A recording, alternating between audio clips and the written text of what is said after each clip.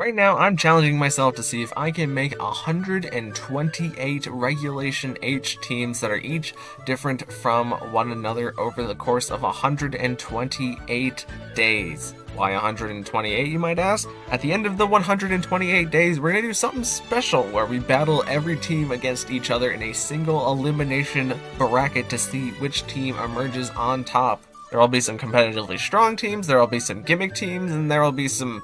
probably a good number of goofs and gaffs in there, so if you want to follow through to the end, subscribe so that you can keep up with each day. But without further ado, let's move on to day 102, and just a note, we can see the bottom now. Alright everybody, welcome back to another video, and in today's video we're going to be going over a Pokemon Generation 2 team. Now Pokemon Generation 2, I feel like in a lot of people's minds is like the least strong Pokemon generation competitively. Mostly just because there was only not that many Pokemon. There's only 100 Pokemon that came out during this generation, and a lot of them have either received evolutions, kind of like a Mischievous or Yanma later on, or they've just kind of been power crept out by other Pokemon that have come down later in the line. But in Regulation H, obviously we have some good Pokemon from Generation 2 to go over. Some new faces, some old faces, of course. Starting off with one of our old faces, we have Politoed, who's going to be our range setter for this team, because we really need a range setter for our stronger pieces, being Kingdra and Azumarill. And this Politoed set is going to be Weather Ball, so that we can get in the water type damage, hopefully. But we also have the Ice Beam for hopefully trying to hit back the grass types that really want to prey upon our water types. And we have the Haze just to get rid of any stat drops that we have on our team, because our team really does not like stat drops that much. And we are using the leftovers on Politoed just to give it a bit of longevity, and we are Terra Grass because Grass gives us good resistances since we were previously Water, but also Grass allows us to ignore Powder moves, as Azumarill and Furret are also Grass types on this team. We have a good number of Grass types. And I'm not going to explain their Terras again, even though I do it basically every video. I'm going to try to keep myself from explaining why Grass type is a good Terra type again. Next up, we got Kingdra, who is the evolved form of Seadra from the previous gen. Kingdra kind of stands out because it was really one of the first Pokemon to receive one of the really big buffs of not only getting an evolution after a Pokemon was released, but also getting another typing in the Dragon typing, making it the only Dragon Pokemon that was introduced at that point other than the Dragonite line. We've had Kingdra a couple of times before, but this Kingdra is half inspired from Wolfie's recent finish at a regional where he used Kingdra and Politoed together. This Kingdra is built very similarly. Of course, I don't know what the EVs are, but we are going with a full offense Kingdra with the Stellar Terra in order to boost our damage, and we have the Muddy Water for our spread water type damage, and we have the Weather Ball for our single target water type damage. And I'm not exactly sure how Weather Ball works with Stellar Terra. I'd assume that you can't use both Muddy Water and Water Weather Ball while getting both boost, but if you used Weather Ball as a normal type move, you probably still could get the boost, and if there was a different weather on the field, maybe you get the Stellar Terra boost on the different type Weather Ball again, if I had to guess. But then, of course, we have that really strong Draco Meteor that we can just throw into the opponent, and with Stellar Terra boost and Politoed's ability to haze away the defense drops after Kingdra goes for the Draco Meteor, we can put ourselves in a lot of good spots with Kingdra, and we are Swift Swim so that Kingdra is more than likely going to be the fastest Pokemon on the field, and we have a Life Orb just to even further boost the damage that our Kingdra is dealing. Next up, we have Azumarill, and this is going to be a very heavy hitter-based Azumarill, as we have the Choice Band so that we can lock ourselves into a move, but to get a 1.5 times boost on our attack, and we're Huge Power so that we're getting another double on our attack, so a lot of multipliers means we're doing a lot of damage, hopefully, here with Azumarill. And for Azumarill, we have our priority water damage and the Aqua Jet to really hit the opponent for some fast water type damage, and we have the stronger, slower liquidation option for our water type damage as well, and the Play Rough is going to fill out our stabs. And I decided to put Trailblaze on Azumarill just because I wanted the ability to hit other water types on Azumarill, and we're Terra Grass as I mentioned before. So we're going to be getting a boost to 60 power on our Trailblaze, and it will make Azumarill faster every time Azumarill uses it, which will allow it to catch up in speed to a good number of Pokemon in the format. Next up, we got Furret, and Furret is quite a funny mon, because it's just so darn adorable, and of course everybody loves Furret Walk, but Furret itself is kind of stuck in the spot of normal type that has like really good move diversity, but not much else to its name. We got like Grass Knot, we got Ice Beam, we got Ice Punch. Like, Fur got so many different types of coverage moves here. It's just that it doesn't really benefit you to have a lot of coverage moves in double battles if you're just a normal type and you don't have the stab to use them with. So our Furt set is going to be more focused on the fact that Furt is a follow me mon, which means that we can redirect damage into Furt, and we have a focus sash so that we can always take at least 2 hits with Furt, unless it's like a multi-hit move or there's sand or, you know, things that would cause us to take that little bit of chip that means the Furt can't survive the turn. But if Furt does manage to take 1 hit and then survive on its focus sash, we can click Endeavor into the opponent to make it so that they are on 1 HP, and Furt's pretty fast, so we're pretty likely to get off that Endeavor into the opponent, and then if they decide to not attack Furt again for whatever reason, we have the Sucker Punch on Furt just to get that little bit of extra damage chip that we need, or if our other heavy hitter Pokemon bring a Pokemon really low down, we can click Sucker Punch with Furt. And Furt doesn't really have any great abilities of worth being noted, but I mean, Frisk is better for closed team shade scenarios, obviously, or if your opponent is using Hisuian Zoroark, that's an extremely specific scenario, but we're using Keen Eye just so that we're not having our accuracy dropped and we can ignore the opponent's evasion stat. Next up, we got Heracross, and Heracross is probably the Pokemon that, in my brain, like, seems the easiest to use. It's just that Heracross is not very good, and it's kind of hard to exactly pinpoint why, in my opinion. It's probably because it's a bug type that doesn't learn Leech Life, which makes it very cumbersome to use, and both of its main abilities that you would use is Guts, so you have to get your Flame Orb procced, and Heracross isn't the tankiest mon that's a Guts mon, so you gotta protect on that first turn unless you're gonna take a bunch of damage. Even though you are kind of fast, your move diversity is kind of lacking in the sense that you kind of gotta pick and choose what you can hit with Heracross. Or if you decide to go Moxie with Heracross, then you gotta be like Clear Amulet so that you're not getting intimidated, and then you're kind of lacking that initial damage unless you can pick up KOs. Another thing that I thought about doing with this team is having Heracross also be a Trailblaze Pokemon, and then side click the Trailblaze into Furret so that it kills Furret, and then it would have the Moxie boost, which would have been an interesting usage scenario for Furret because we want a normal type that could easily be KO'd by Heracross in order to get Heracross going, but Heracross just isn't worth getting going that much. It's just kind of nice to have it around to get maybe like 1 big hit with close combat and then swap it out for something else. But to flesh out the rest of our Heracross set, we have Skitter Smack as our bug type damage, and we also have the Facade in order to make it so that we're doing a 140 base power normal type move with Heracross because we'll get burned from our Flame Orb, and then the fact that we're Guts ignores the attack drop from being burned. And we are Terra Rock on Heracross mostly so that we are dodging super effective flying type moves on Heracross. And another set that might be worth looking into on Heracross was like Loaded Dice Moxie, because you would be weak to the Intimidate, but Heracross does have a pretty good number of multi-hit moves in, I think it's Pin Missile and Rock Blast and Bullet Seed, and I think there's another one that's probably like Fury Attack, but it's not like very good to actually use. So you could do like a Loaded Dice Heracross, but I also just don't think Heracross has enough to keep up with other Pokemon as a Loaded Dice set. And lastly on the team, we are slotting on Yanma, because Yanma has one slight advantage over being used over Yanmega, and that is the fact that whenever Yanma evolves into Yanmega, it loses its Compound Eyes. Because Yanmega picks up tinted lenses, so Compound Eyes is really nice for Pokemon that want to land moves that are not great accuracy, like Hypnosis for example, because it means that we have a much greater chance at landing the Hypnosis. Since Hypnosis is 60 base power, and it'll move up to being around 80 base power, which greatly decreases the chance of missing the Hypnosis, and Hypnosis is not a powder move, so Pokemon that depend on the powder negation for not being put to sleep don't really have a way around Hypnosis, which can really break a lot of teams. And then Yanma's not a fully evolved Pokemon, so we're going to be using the Eviolite item, and we're going to be using Terra Ghost so that we're not getting faked out, as we're trying to maybe also set up a Tailwind for some of our slower Pokemon, more notably being Azumarill and Heracross that want to try and outspeed things. And we just have the Stab Air Slash on the Yanma to give us another 30% chance to flinch the target, in case they're going to wake up from the Hypnosis, then getting a flinch into them is also pretty nice. But yeah, that's the basic gist of the team. Let's get into some battles. Okay, so another thing that's worth noting is that I'm recording this after Pokemon has taken Regulation H off of Pokemon Showdown, which is not something that I was expecting them to do. They only have Regulation G left on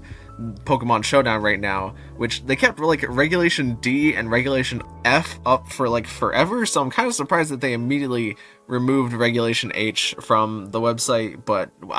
I basically did is I grabbed some teams from a VGC paste where it had a bunch of teams that did well at regionals, and I plugged them all into an alt account, and then I battled myself based on what I thought the best moves were for both teams in order to give a good standing of how well I think this Johto team does. So all the battles that you're going to see from this point on in the 128 teams challenge is just going to be me battling myself. But first off here, it looks like we have a Fire, Water, Grass team with also the Excalibur as their Dragon Cordbreaker for other Fire, Water, Grass team, and they have the Redirection Clefable, so they don't care about any of our stat boosting, and they have Goldango, which can just be a very offensive piece. So we decided to lead Yanma and Kingdra into, they lead Rillaboom and Tauros, which is pretty nice for us because we get to catch and intimidate, not onto Heracross. I figured Heracross is going to be a pretty good Pokemon here into things like their Rillaboom and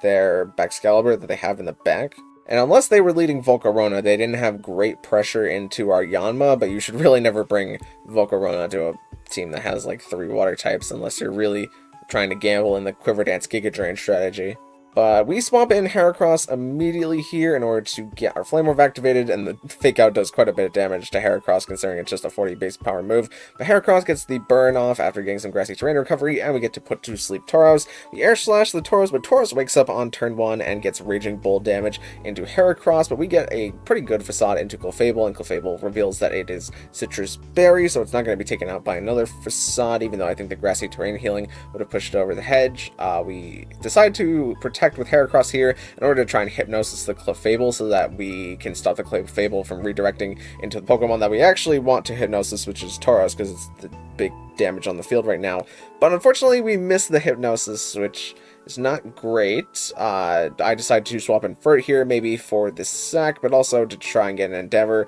as we go for the Tailwind here, and Furt gets brought pretty low, not quite as low because of the Grassy Terrain recovery, and I just decided to follow me, sack the Furt here so that we hopefully get the Hypnosis. But we missed the Hypnosis again on Yanma, which is another not great miss on Yanma. Now we are kind of forced to bring Kingdra back to the field as we get the Hypnosis into Clefable, thankfully, and they do Raging Bull into Yanma, but Yanma only takes about exactly half from that, and we Air Slash the Tauros, so it's just outside of range, and we Terra Stellar Boost for the Muddy Water damage in order to take out the Tauros and deal some pretty good damage into Clefable. Now Excalibur comes to the field and it goes for the Terra Poison. Yanma's just going to protect because I thought that maybe they would Ice Shard this turn, since it's a pretty common move on Excalibur, and we get the Draco into Excalibur there, which is just going to one-hit KO it, even though it terrestrialized, which is super nice for us. Here we swap back into Heracross because I either wanted to reset the stat boost on Kingdra, but also just to bring Heracross back to the field. And Heracross unfortunately does take the Moonblast as Clefable is able to wake up on this turn, but now we have Kingdra without the special attack drops, and Grassy Glide does do a good amount of damage to Kingdra, but we use the Air Slash and the normal Stellar Terra Weather Ball in order to take out Clefable there, as we protect with Kingdra, hoping Grassy Glide goes into the slot. But Yanma yet again misses the Hypnosis, which I'm starting to think that this Yanma is not Compound Edge and it's just lying to me. But they Grassy Glide in order to take out Kingdra here, and we Air Slash Rillaboom on its guaranteed turn of sleep, and this is the last turn of their Grassy Terrain. So depending on if Rillaboom has the knockoff or not, it really cannot get through Yanma at this point, but Rillaboom is going to take a lot of turns of sleep, and Yanma is going to be able to Air Slash win the game there. Here the opponent has what looks to be like a mid-speed team, as they have the option to go for Trick Room, or they can go faster with like their Sneasler from what it looks like. But they do have some pretty fierce spread damage of both the Primarin's Hyper Voice, but also Moonblast can take a lot of our team, and Goldango, if it gets set up, can also take a lot of our team down in health. The game starts out and we lead Politoed and Kingdra, and they lead Amoonguss and Sneasler, perhaps expecting us to lead Rain. We protect Kingdra because I didn't want to fall asleep on this turn or to get faked out, as I tried to maybe chip the Sneasler for either a Focus Sash or just to see if Amoonguss was going to redirect the Ice Beam into itself. We get Muddy Water off with Kingdra, which does good damage to both targets, and unfortunately they critical hit the Kingdra, which definitely matters there, as we do use Ice Beam in order to finish off Sneasler, but they are able to put to sleep our Politoed. As now Goldango comes out to the field and we have a Azumarill, and I decide to swap in Yanma so that we don't have to worry about the sleep turns. And Amoonguss goes for Rage Powder, but I either predicted them to Rage Powder, so we Terra Grass with the Azumarill so that we also can't be put to sleep by the Amoonguss. And Goldango tries to go for a cheeky, nasty plot here, but we get the Liquidation into Goldango, and that is able to just take Goldango off the field. And now it is Porygon 2 in the back, and Amoonguss goes for Terra Water, as it also catches a Liquidation, but the Air Slash and Liquidation combo is not enough to pick off KO from Amoonguss, and we take an Ice Beam and a Sludge Bomb from Azumarill, which are both going to be super effective because we Terra Grass.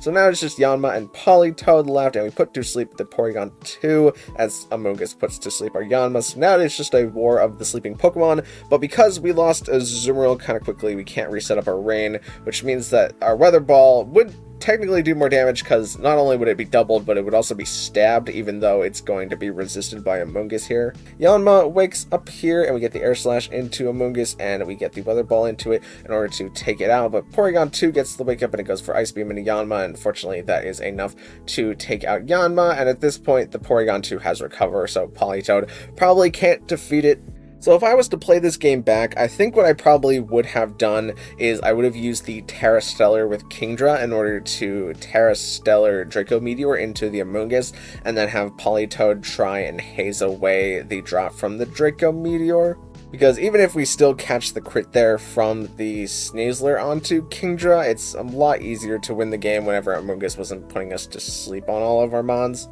Also in the later parts of the game, perhaps trying to use Yanma to put to sleep Amoonguss, perhaps expecting a Terra instead of going for the Air Slash like I did, could also be better off for us, because then Azumarill would have only taken one Porygon 2 Ice Beam instead of both Porygon 2 Ice Beam and Amoonguss' Sludge Bomb. And lastly, we have a battle against a snow team here, where they have two of the kind of unconventional snow team components in Abomasnow and the Rotom Frost, but they also have some pretty high offense components in Blaziken and Talonflame, who can get super speedy, and the Hisuian Samurott and the Garchomp, which can just deal out a lot of damage. So we start the game with Azumarill and Heracross, as they start the game with Rotom and Abomasnow. And I really wanted to get rid of their Rotom, and I did not want them to have a defense boost from the snow. So we just click Close Combat into Rotom, and Rotom is going to go down. And Abomasnow tried to sub the Aurora Veil, but it did not get it because we brought in the rain. But now they get in Samurott, and I wanted to save the weather just in case they saved the weather, and they do in fact decide to swap out Abomasnow in the presence of our fighting type. And we click Close Combat into their Dark type, but they actually Terastallized it to a Fire type, and they are barely able to survive because of that. And Aqua Cutter is going to Revenge take out Heracross while its defenses are super low. But now we brought in Azumarill, as they brought back in Abomasnow, perhaps expecting an Aqua Jet from the Azumarill to pick them off, so they swapped into a Grass type, and also to take the Weather Control. But this is before I had Sucker Punch on Furret, and they went with Earthquake on Garchomp, and they managed to crit Azumarill, which brings Azumarill low enough that it does get the Play Rough onto Garchomp, but it also means Azumarill is going to get taken out by the Rough Skin, which is very unfortunate. We do get to bring back in Politoed, which means we maintain Weather Control, but Samurott protects as we try to redirect with Furret, and we try to get the Weather Ball to pick off Samurott, as I had Helping Hand on Furret at this point and not Sucker Punch, because I put on Sucker Punch later because Helping Hand really wasn't as important. And obviously for situations like these where I kind of wanted to pick off a Focus Sash a little bit more easily from our bigger damaging Pokemon if we don't have a Azumarill, the Sucker Punch is just more handy. So we could have Sucker Punched the Samurott in this scenario, but we end up just endeavoring the Abomasnow for not too much damage, and they Night Slash into Politoed, and they get another crit, so Politoed gets brought super low by this. Energy Ball does come out into Politoed, but the Night Slash crit did not matter here, because even if we follow me with Furret and we try to go for the Ice Beam, the Abomasnow is able to land the Blizzard luckily and end the battle there. So as I mentioned before, this battle caused me to change up the team a little bit because I wanted the actual attacking move on Furret instead of the helping hand, but also we were just kind of unfortunate the fact that the Garchomp crit Earthquaked onto a Azumarill. So yeah, that was the Johto Overthrow team, and as I mentioned at the start, Johto does kind of feel like one of the hardest generations to build around, as thank goodness we have Politoed in order to set up our Weather Fort Kingdra in order to deal big damage into the opponent, because there's no real reason in regulation to like run a Azumarill over like Basket Legion or Heracross. You know, you could be running a different fighting type like Sneasler, for example. And Furret just kind of needs an evolution or a better ability, because these abilities just ain't doing anything for Furret, really. Maybe in one of these games coming up soon, we'll see Furret get the Obstagoon treatment, where it'll get a regional variant that gets an evolution. Oh, another thing worth mentioning is that they actually did buff Furret this generation, where they gave it Tidy Up, which is a great move in singles, so maybe they actually made Furret more of a singles Pokemon, but for now it's still gonna stay not a great standard doubles Pokemon, except for this one idea where you can spam follow me, hopefully, and then click Endeavor into your opponent. But that's going to be it for this video, so thank you guys so much for watching. If you liked it, maybe consider leaving a like on the video, and even consider subscribing, because both of those things would help me out an absolute ton, and I will see you in the next one. Thank you.